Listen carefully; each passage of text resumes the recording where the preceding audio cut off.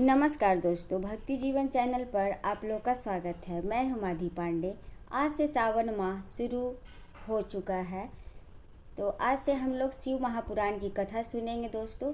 तो चलिए शुरू करते हैं। जय माता दी, जय भोलेनाथ, हर हर महादेव। सौनक जी के साधन विषयक प्रश्न करने पर सूत जी का उन्हें शिव पुराण की उत्कृष्ट महिमा सुनाना।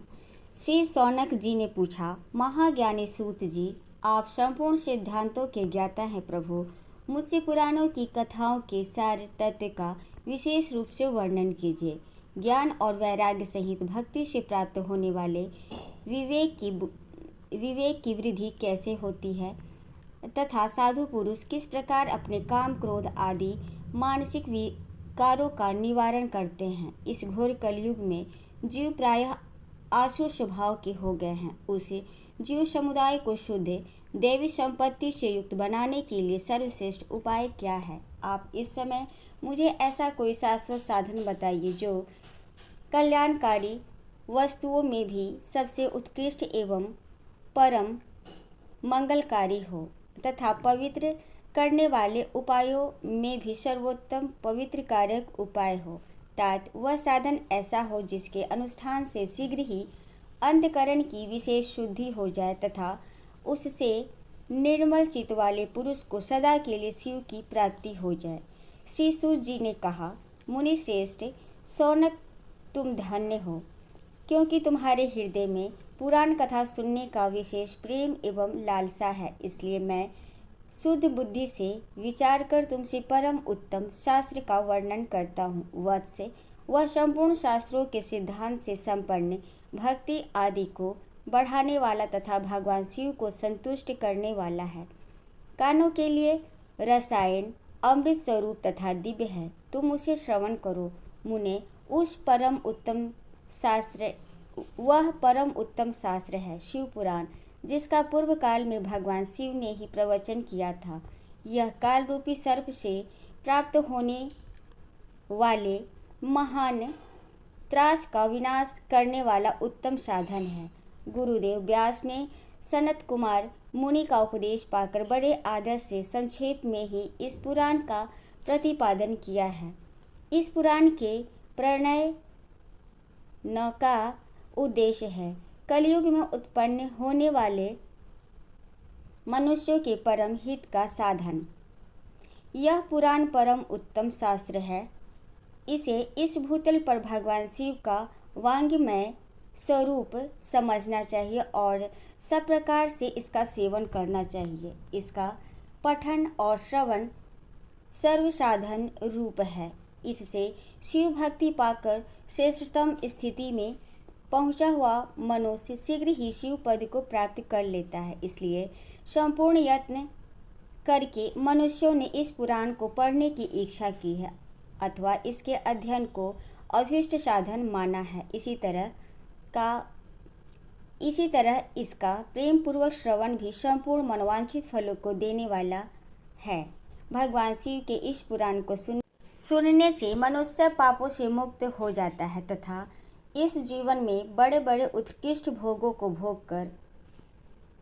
भोग करके अंत में शिवलोक को प्राप्त कर लेता है। यह शिव पुराण नामक ग्रंथ 24,000 श्लोकों से युक्त है। इसकी 7 संहिताएं हैं। मनुष्य को चाहिए कि वह भक्ति, ज्ञान और वैराग्य से संपन्न हो बड़े आदर से इसका श्रवण करे। 7 संहिताओं से युक्त यह दिव्य शिव पुराण परमात्मा के समान विराजमान है। सबसे उत्कृष्ट गति प्रदान करने वाला है। जो निरंतर अनुसंधान पूर्वक इस शिव पुराण को वाचता है अथवा नित्य प्रेम पूर्वक इसका पाठ मात्र करता है, वह पुण्यात्मा है। इसमें संशय नहीं है। जो उत्तम बुद्धि वाला पुरुष अंतकाल में भक्ति पूर्वक इस पुराण को सुनता है, उस पर अत्यंत प्रसन्न हुए भगवान महेश्वर उसे अपना पद धाम प्रदान करते हैं। जो प्रतिदिन अधिक आदर पूर्वक इस शिव पुराण को पूजन करता है, वह इस संसार में संपूर्ण भोगों को भोग कर अंत में भगवान शिव के पद को प्राप्त कर लेता है। जो प्रतिदिन आलस रहित हो, रेशमी वस्त्र आदि के वेष्टन से इस शिव पुराण का सत्कार करता है, वह सदा सुखी होता है।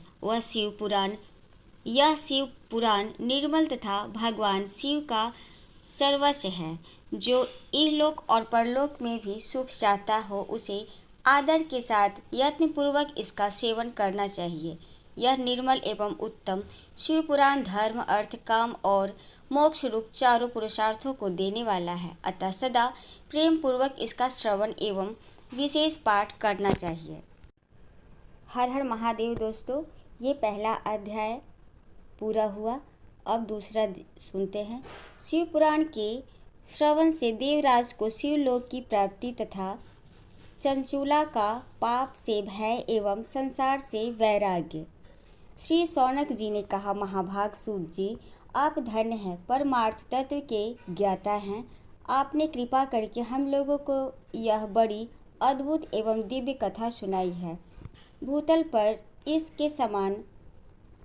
पर इस कथा के समान कल्याण का सर्वश्रेष्ठ साधन दूसरा कोई नहीं है। यह बात हमने आज आपकी कृपा से निश्चय पूर्वक समझ ली। सूत जी, कलयुग में इस कथा के द्वारा कौन कौन से पापी शुद्ध होते हैं, उन्हें कृपा पूर्वक बताइए और इस जगत को कृतार्थ कीजिए।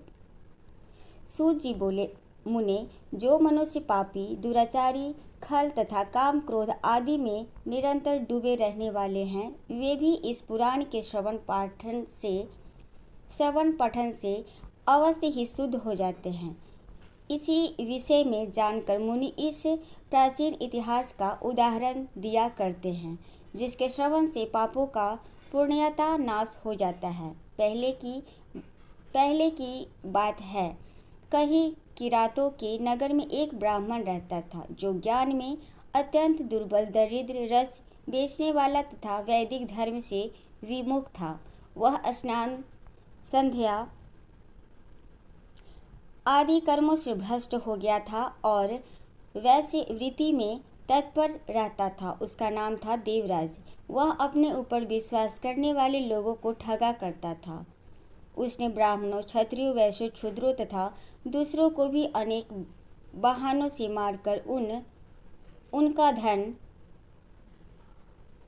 हड़प लिया था, परंतु उस पापी का थोड़ा सा भी धन कभी धर्म के कामों में नहीं लगा था। वह वैश्यगामी तथा सब प्रकार से आचार भ्रष्ट था। एक दिन घूमता घामता वह दैवयोग से प्रतिष्ठानपुर झूसी प्रयाग में जा पहुंचा। वहां उसने एक शिवालय देखा, जहां बहुत से साधु महात्मा एकत्र हुए थे। देवराज उस शिवालय में ठहर गया, किंतु वहां उस ब्राह्मण को ज्वर आ गया। उस ज्वर से उसको बड़ी पीड़ा होने लगी। वहां एक ब्राह्मण देवता शिव पुराण की कथा सुना रहे थे। ज्वर में पड़ा हुआ देवराज ब्राह्मण की मुखारबिंद से निकली हुई उस शिव कथा को निरंतर सुनता रहा। 1 मास के बाद वह ज्वर से अत्यंत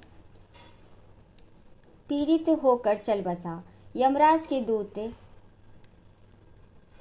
आए और उसे पासों से बांधकर बलपूर्वक यमपुरी में ले गए। इतने में ही शिवलोक से भगवान शिव के पार्षदगण आ गए। उसके गौर अंग कर्पूर के समान उज्ज्वल थे। हाथ त्रिशूल से सुशोभित हो रहे थे। उनके संपूर्ण अंग भस्म से उद्भासित थे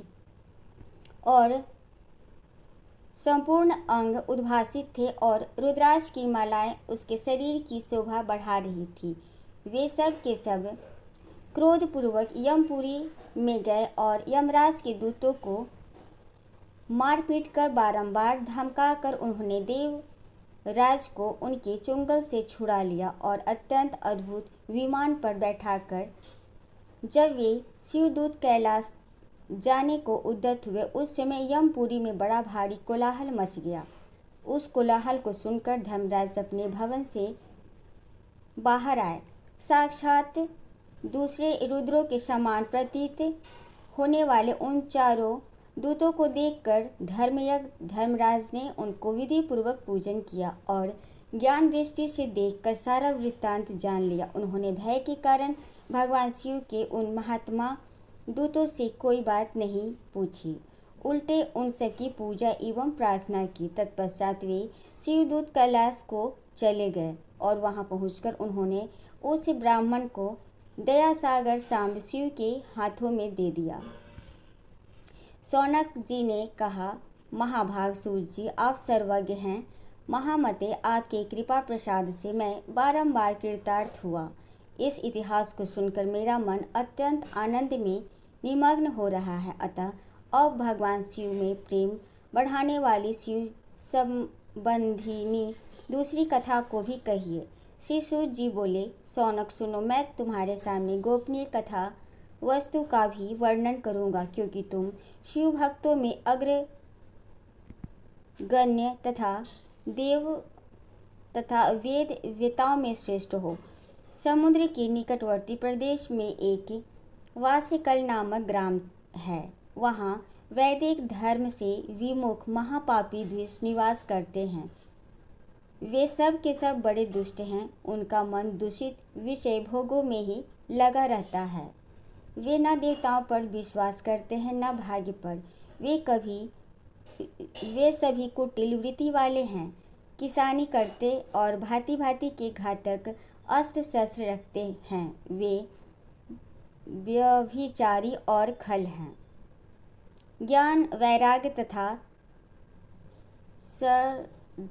धर्म का सेवन ही मनुष्य के लिए परम पुरुषार्थ है। इस बात को वे बिल्कुल नहीं जानते हैं। वे सभी पशु बुद्धि वाले हैं। जहाँ के द्विज ऐसे हों, वहाँ के अन्य वर्णों के विषय में क्या कहा जाए।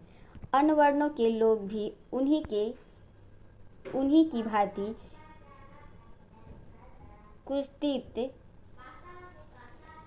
कुत्सित विचार वाले हों, स्वधर्म विमुख एवं खल हैं। वे सदा कुकर्म में लगे रहते हैं और नित्य विषय भोगों में ही डूबे रहते हैं।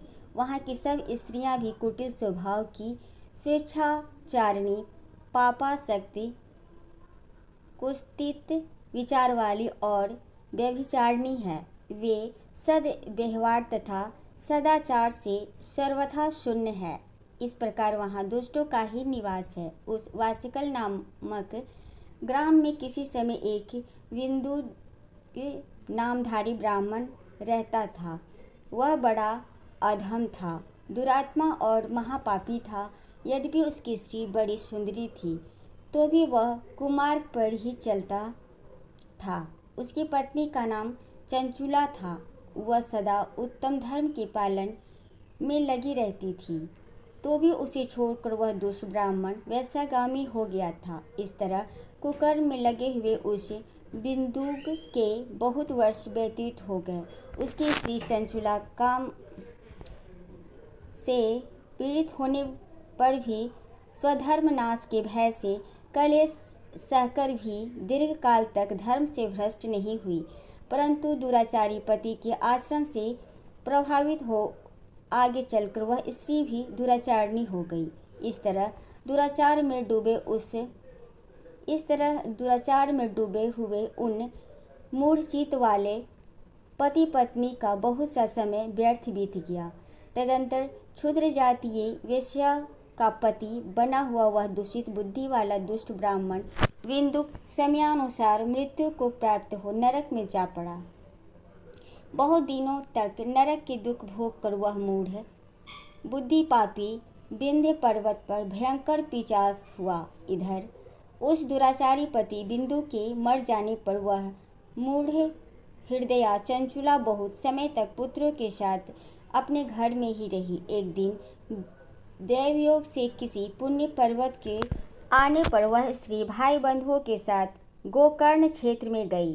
तीर्थयात्रियों के संगम से उसने भी उस समय जाकर किसी तीर्थ के जल में स्नान किया। फिर वह साधारणतया मेला देखने की दृष्टि से बंधुजनों के साथ यत्र तत्र घूमने लगी।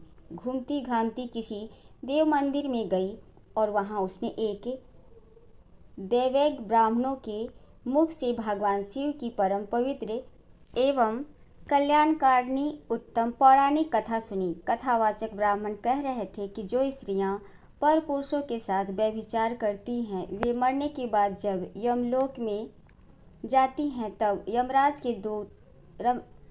के दूत उनकी शरीर में तपे हुए लोहे का परिधान डालते हैं।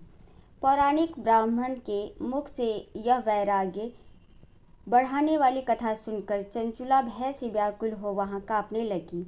जब कथा समाप्त हुई और सुनने वाले सब लोग वहां से बाहर चले गए तब वह भयभीत नारी एकांत में शिव पुराण की कथा बाँचने वाले उस ब्राह्मण देवता से बोली। चंचुला ने कहा, ब्राह्मण, मैं अपने धर्म को नहीं जानती थी, इसलिए मेरे द्वारा बड़ा दुराचार हुआ है। स्वामी, मेरे ऊपर अनुपम कृपा करके आप मेरा उद्धार कीजिए। आज आपके वैराग्य रस से ओतप्रोत इस प्रवचन को सुनकर मुझे बड़ा भय लग रहा है। मैं कांप उठती हूँ और मुझे इस संसार से वैराग्य हो गया है। मुझ मूढ़ चित्त वाली पापनी को धिक्कार है। मैं सर्वथा निंदा के योग्य हूँ। कुछ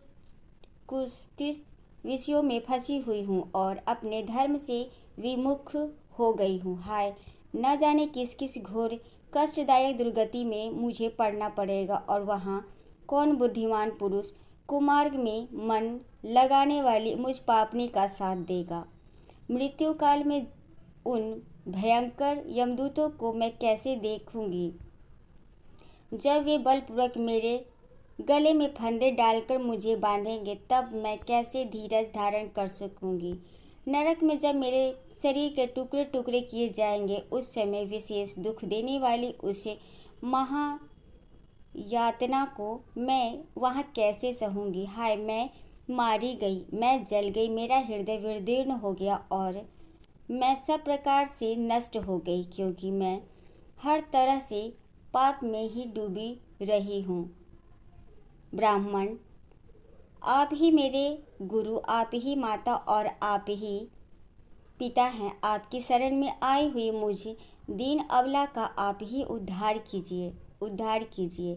सूत जी कहते हैं, सौनक, इस प्रकार खेद और वैराग्य से युक्त हुई चंचुला ब्राह्मण देवता के दोनों चरणों में गिर पड़ी। तब उन बुद्धिमान ब्राह्मण ने कृपापूर्वक उसे उठाया और इस प्रकार कहा। हर हर महादेव। दोस्तों, ये दूसरा अध्याय, हरिओम तत्सत। अब तीसरा अध्याय सुनते हैं। चंचुला की प्रार्थना से ब्राह्मण का उसे पूरा शिव पुराण सुनाना और समयानुसार शरीर छोड़कर शिवलोक में जा चंचुला पार्वती जी की सखी एवं सुखी होना। ब्राह्मण बोले, नारी, सौभाग्य की बात है कि भगवान शंकर की कृपा से शिव पुराण की इस वैराग्य युक्त कथा को सुनकर तुम्हें समय पर चेत हो गया है। ब्राह्मण पत्नी, तुम डरो मत, भगवान शिव की शरण में जाओ। शिव की कृपा से सारा पाप तत्काल नष्ट हो जाता है। मैं तुमसे भगवान शिव की कीर्ति कथा से युक्त उस परम वस्तु का वर्णन करूँगा, जिससे तुम्हें सदा सुख देने वाली उत्तम गति प्राप्त होगी। शिव की उत्तम कथा सुनने से तुम्हारी बुद्धि इस तरह पश्चाताप से युक्त एवं शुद्ध हो गई है, साथ ही तुम्हारे मन में विषयों के प्रति वैराग्य हो गया है। तत्पश्चात ही पाप करने वाले पापियों के लिए सबसे बड़ा प्रायश्चित है। सत्पुरुषों ने सबके लिए पश्चाताप को ही समस्त पापों का शोधक बताया है। पश्चाताप से ही पापों की शुद्धि होती है। जो पश्चाताप करता है वही वास्तव में पापों का प्रायश्चित करता है, क्योंकि सत्पुरुषों ने समस्त पापों की शुद्धि के लिए जैसे प्रायश्चित का उपदेश किया है, वह सब पश्चाताप से संपन्न हो जाता है। जो पुरुष विधि पूर्वक प्रायश्चित करके निर्भय हो जाता है पर अपने कुकर्म के लिए पश्चाताप नहीं करता, उसे प्रायः उत्तम गति नहीं प्राप्त होती, परंतु जिसे अपने कुकृत्य पर हार्दिक पश्चाताप होता है, वह अवश्य उत्तम गति का भागी होता है, इसमें संशय नहीं है। इस शिव पुराण की कथा सुनने से जैसी चित्त शुद्धि होती है, वैसी दूसरे उपायों से नहीं होती। जैसे दर्पण साफ करने पर निर्मल हो जाता है, उसी प्रकार इस शिव पुराण की कथा से चित्त अत्यंत शुद्ध हो जाता है। इसमें संशय नहीं है। मनुष्यों के शुद्ध चित्त में जगदम्बा पार्वती सहित भगवान शिव विराजमान रहते हैं।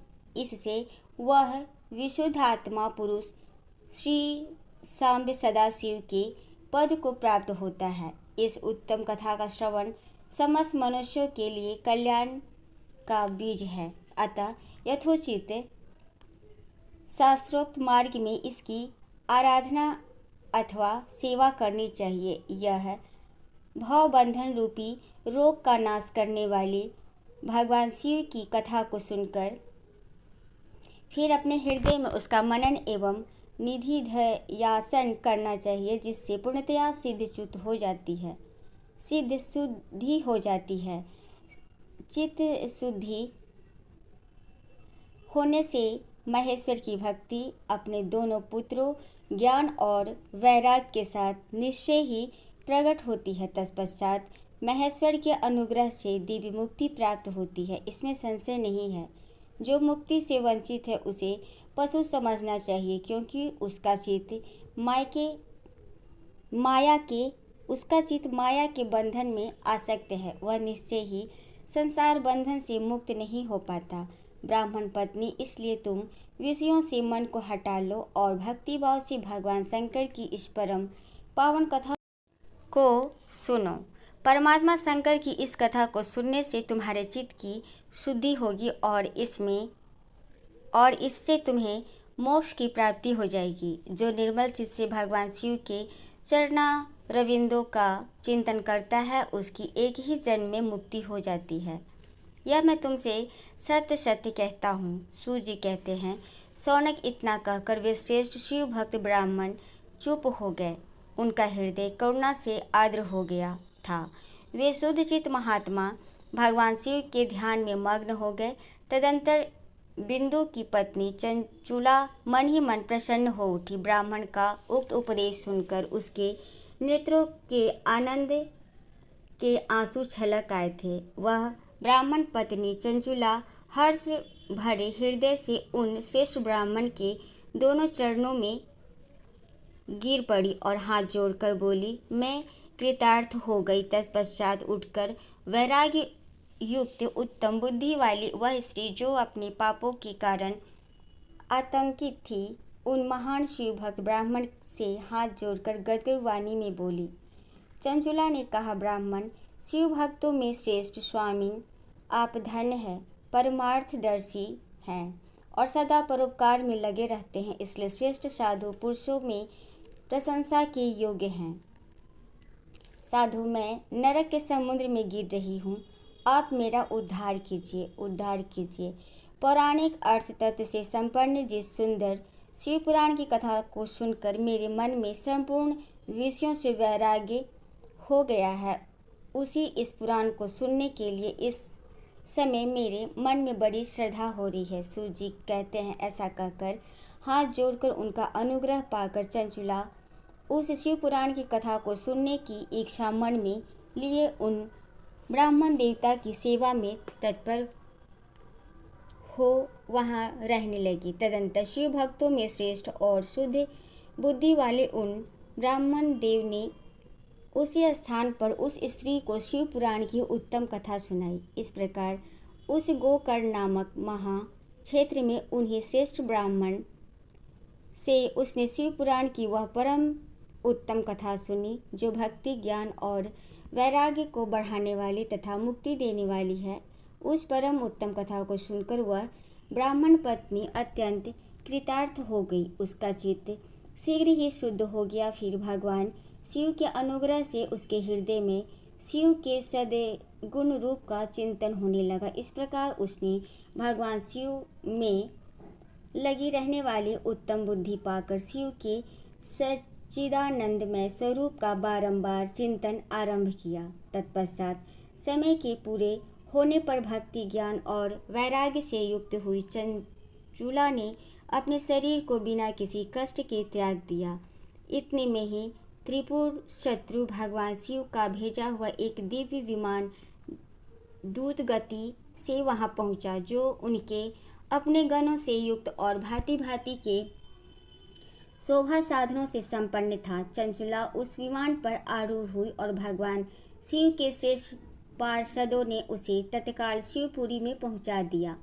उसके सारे मल धुल गए थे। वह दिव्य रूप धारिणी दिव्यांगना हो गई थी। उसके दिव्य अवयव उसकी शोभा बढ़ाते थे। मस्तक पर अर्धचंद्र का मुकुट धारण किए वह गौरांगी देवी शोभा शालिनी दिव्य आभूषणों से विभूषित थी। शिवपुरी में पहुंचकर उसने सनातन देवता त्रिनेत्रधारी महादेव जी को देखा। सभी मुख्य देवता उनकी सेवा में खड़े थे। गणेश, भृंगी, नंदीश्वर तथा वीरभद्रेश्वर आदि उनकी सेवा में उत्तम भक्ति भाव से उपस्थित थे। उनकी अंग कांति करोड़ों सूर्यों के समान प्रकाशित हो रही थी। कंठ में नील चिन्हन शोभा पाता था। 5 मुख और प्रत्येक मुख में 3-3 नेत्र थे। मस्तक पर अर्धचंद्राकार मुकुट शोभा देता था। उन्होंने अपने वामांग भाग में गौरी देवी को बिठा रखा था, जो विद्युत पुंज के समान प्रकाशित थी। गौरीपति महादेव जी की कांति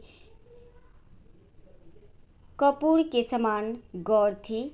उनका सारा शरीर श्वेत भस्म से भासित था। शरीर पर श्वेत वस्त्र शोभा पा रहे थे। इस प्रकार परम उज्ज्वल भगवान शंकर का दर्शन करके वह ब्राह्मण पत्नी चंचुला बहुत प्रसन्न हुई। अत्यंत प्रीतियुक्त उसने बड़ी उतावली के साथ भगवान को बारंबार प्रणाम किया। फिर हाथ जोड़कर वह बड़े प्रेम, आनंद और संतोष से युक्त हो विनीत भाव से खड़ी हो गई। उसके नेत्रों से आनंदाश्रु की अविरल धारा बहने लगी तथा संपूर्ण शरीर में रोमांच हो गया।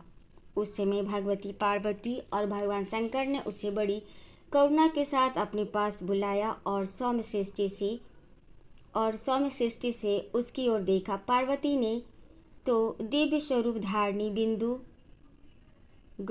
प्रिया चंचुला को प्रेम पूर्वक अपनी सखी बना लिया। वह उसे परमानंद घन ज्योति स्वरूप सनातन धाम में अविचल निवास पाकर दिव्य सौख्य से संपन्न हो अक्षय सुख का अनुभव करने लगी। यहाँ तक चौथा अध्याय था। हर हर महादेव। और 5वां अध्याय। चंचुला के प्रयत्न से पार्वती जी की आज्ञा पाकर तुम्बुरुका विंध्य पर्वत पर शिवपुराण की कथा सुनाकर बिंदुगण का पिशाच योनि से उद्धार करना तथा उन दोनों दंपत्ति का शिवधाम में सुखी होना। सूत जी बोले, सौनक, एक दिन परमानंद में निमग्न हुई चंचुला ने उमा देवी के पास जाकर प्रणाम किया और दोनों हाथ जोड़कर वह उनकी स्तुति करने लगी। चंचुला बोली, गिरिराज नंदिनी स्कंद माता उमे, मनुष्यों ने सदा आपका सेवन किया है। समस्त सुखों को देने वाली शंभु प्रिय आप ब्रह्म स्वरूपिणी हैं। विष्णु और ब्रह्मा आदि देवताओं द्वारा सेवय हैं। आप ही सगुणा और निर्गुणा हैं। आप तथा आप ही सूक्ष्मा सच्चिदानंद स्वरूपिणी आध्या प्रकृति हैं। आप ही संसार की सृष्टि, पालन और संहार करने वाली है। तीनों गुणों का आश्रय भी आप ही हैं। ब्रह्मा, विष्णु और महेश्वर इन तीनों देवताओं का आवास स्थान तथा उनकी उत्तम प्रतिष्ठा करने वाली पराशक्ति आप ही हैं। सूत जी कहते हैं, सौनक, जिसे सद्गति प्राप्त हो चुकी थी वह चंचुला इस प्रकार महेश्वर पत्नी उमा की स्तुति करके सिर झुकाए चुप हो गई। उनके नेत्रों में प्रेम की आंसू उमड़ आए थे। तब करुणा से भरी हुई शंकर प्रिया भक्तवत्सला पार्वती ने चंचला को संबोधित करके बड़े प्रेम से इस प्रकार कहा। पार्वती बोली, सखी चंचुले सुंदरी, मैं तुम्हारी की हुई इस स्तुति से बहुत प्रसन्न हूँ। बोलो, क्या वर मांगती हो? तुम्हारे लिए मुझे कुछ भी अधेय नहीं है। चंचुला बोली, निष्पाप गिरिराज कुमारी, मेरे पति बिंदुक इस समय कहाँ हैं, उनकी कैसी गति हुई है, यह मैं नहीं जानती। कल्याणमयी दीन वत्सल्य, मैं अपने उन पतिदेव से जिस प्रकार संयुक्त हो सकूं, वैसा ही उपाय कीजिए। महेश्वरी, महादेवी, मेरे पति एक क्षुद्र जाति वेश्या के प्रति आसक्त थे और पाप में ही डूबे रहते थे। उनकी मृत्यु मुझसे पहले हो गई थी। न जाने वे किस गति को प्राप्त हुए हों। गिरिजा बोली, बेटी, तुम्हारा बिंदुक नाम वाला पति बड़ा पापी था। उसका अंतःकरण बड़ा ही दूषित था। वेश्या का उपभोग करने वाला वह महामूर्ख मरने के बाद नरक में पड़ा। अनगिनत वर्षों तक नरक में नाना प्रकार के दुख भोगकर वह पापात्मा अपने शेष पाप को भोगने के लिए विंध्य पर्वत पर पिशाच हुआ है। इस समय वह पिशाच अवस्था में ही है और नाना प्रकार के कलेश उठा रहा है। वह दुष्ट वही वायु पीकर रहता है और सदा सब प्रकार के कष्ट सहता है। सूजी कहते हैं, सौनक। गौरी देवी की यह बात सुनकर उत्तम व्रत का पालन करने वाली चंचुला उस समय पति के महान दुख से दुखी हो गई। फिर मन को स्थिर करके उस ब्राह्मण पत्नी ने व्यथित हृदय से महेश्वरी को प्रणाम करके पुनः पूछा। चंचुला बोली, महेश्वरी, महादेवी, मुझ पर कृपा कीजिए और दूषित कर्म करने वाले मेरे उस दुष्ट पति का अब उद्धार कर दीजिए। देवी, कुत्सित बुद्धि वाले मेरे उस पापात्मा पति को किस उपाय से उत्तम गति प्राप्त हो सकती है, यह शीघ्र बताइए। आपको नमस्कार है। पार्वती ने कहा, तुम्हारा पति यदि शिव पुराण की शिवमय उत्तम कथा सुने तो वह सारी दुर्गति को पार करके वह उत्तम गति का भागी हो सकता है। अमृत के समान मधुर अक्षरों से युक्त गौरी देवी का यह वचन सुनकर आदरपूर्वक चंचुला ने हाथ जोड़कर मस्तक झुकाकर उन्हें बारंबार प्रणाम किया और अपने पति के समस्त पापों की शुद्धि तथा उत्तम गति की प्राप्ति के लिए पार्वती देवी से यह प्रार्थना की कि मेरे पति को शिव पुराण सुनाने की व्यवस्था होनी चाहिए। उस ब्राह्मण पत्नी के बारंबार प्रार्थना करने पर शिवप्रिया गौरी देवी को बड़ी दया आई। उन भक्तवत्सला महेश्वरी गिरिराज कुमारी ने भगवान शिव की उत्तम कीर्ति का बखान करने वाले गंधर्वराज तुम्बुरु को बुलाकर उनसे प्रसन्नतापूर्वक इस प्रकार कहा, तुम्बुरो, तुम्हारी भगवान शिव में प्रीति है। तुम मेरे मन की बातों को जानकर मेरे अभिष्ट कार्यों को सिद्ध करने वाले हो, इसलिए मैं तुमसे एक बात कहती हूँ, तुम्हारा कल्याण हो। तुम मेरी इस सखी के साथ शीघ्र ही विंध्य पर्वत पर जाओ। वहाँ एक महाघोर और भयंकर पिशाच रहता है। उसका वृत्तांत तुम आरंभ से ही सुनो। मैं तुमसे प्रसन्नतापूर्वक सब कुछ बताती हूँ। पूर्व जन्म में वह पिशाच बिंदुक नामक ब्राह्मण था। मेरी इस सखी चंचुला का पति था, परंतु वह दुष्ट वैश्यागामी हो गया। स्नान संध्या आदि नित्य कर्म छोड़कर अपवित्र रहने लगा। क्रोध के कारण उसकी बुद्धि पर मूर्छा छा गई थी। वह कर्ता का विवेक नहीं कर पाता था। भक्षण, सज्जनों से द्वेष और दूषित वस्तुओं का दान लेना, यही उसका स्वाभाविक कर्म बन गया था। वह अस्त्र शस्त्र लेकर हिंसा करता, बाएं हाथ से खाता, दीनों को सताता और क्रूरतापूर्वक पराये घरों में आग लगा देता था। चंडालों से प्रेम करता और प्रतिदिन वेश्याओं के संपर्क में रहता था। बड़ा दुष्ट था वह पापी। अपनी पत्नी का परित्याग करके दुष्टों के संग में ही आनंद मनाता था। वह मृत्यु पर्यंत दुराचार में ही फंसा रहा। अंतकाल आने पर उसकी मृत्यु हो गई। वह पापियों के भोग स्थान घोर यमपुरी में गया और वहाँ बहुत से नरकों का उपभोग करके वह दुष्टात्मा जीव इस समय विंध्य पर्वत पर पिशाच बना हुआ है। वहीं वह दुष्ट पिशाच अपने पापों का फल भोग रहा है। तुम उसके आगे यत्नपूर्वक शिव पुराण की उस दिव्य कथा का प्रवचन करो जो परम कल्याणमय तथा समस्त पापों का नाश करने वाली शिव पुराण की कथा का श्रवण सबसे उत्कृष्ट पुण्य कर्म है। इससे उसका हृदय शीघ्र ही समस्त पापों से शुद्ध हो जाएगा और वह प्रेत योनि का परित्याग कर देगा। उस दुर्गति से मुक्त होने पर बिंदुक नामक पिशाचों को मेरी आज्ञा से विमान पर बैठाकर तुम भगवान शिव के समीप ले जाओ। सूत जी कहते हैं, शौनक महेश्वरी उमा के इस प्रकार आदेश पर गंधर्वराज तुम्बुरु मन ही मन बड़े प्रसन्न हुए। उन्होंने अपने भाग्य की सराहना की। तत्पश्चात उस पिशाच की सती साध्वी पत्नी चंचुला के साथ विमान पर बैठकर नारद के प्रिय मित्र तंबुरु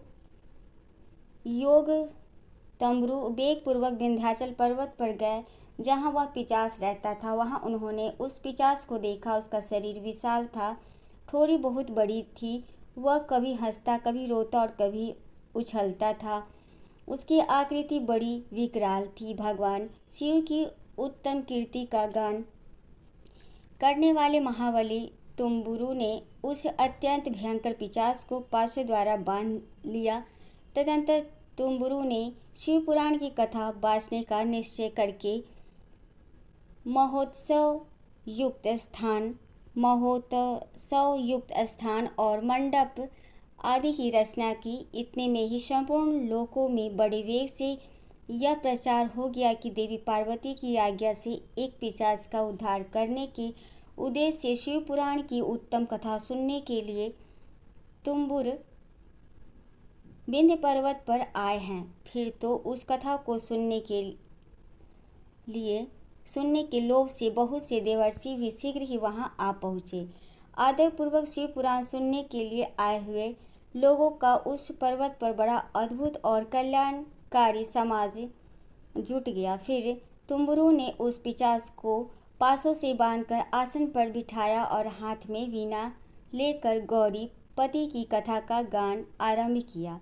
पहली अर्थात विधेश्वर संहिता से लेकर 7वीं वायु संहिता तक महात्म्य सहित शिव पुराण की कथा का उन्होंने स्पष्ट वर्णन किया। 7 संहिताओं सहित शिव पुराण का आदरपूर्वक श्रवण करके वे सभी श्रोता पूर्णतः कृतार्थ हो गए। उस परम पुण्य शिव पुराण को सुनकर उस पिशाच ने अपने सारे पापों को धोकर उस पिशाचित शरीर को त्याग दिया।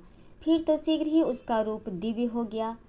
अंग कांति गौर वर्ण की हो गई। शरीर पर श्वेत वस्त्र तथा सब प्रकार के पुरुषोचित आभूषण उसके अंगों को उद्भासित करने लगे। वह त्रिनेत्रधारी चंद्रशेखर रूप हो गया। इस प्रकार दिव्य देहधारी होकर विमान बिंदुक अपनी प्राण वल्लभा चंचुला के साथ स्वयं भी पार्वती वल्लभ भगवान शिव का गुणगान करने लगा। उसकी स्त्री को इस प्रकार दिव्य रूप से सुशोभित देख वे सभी देवर्षि बड़े विस्मित हुए।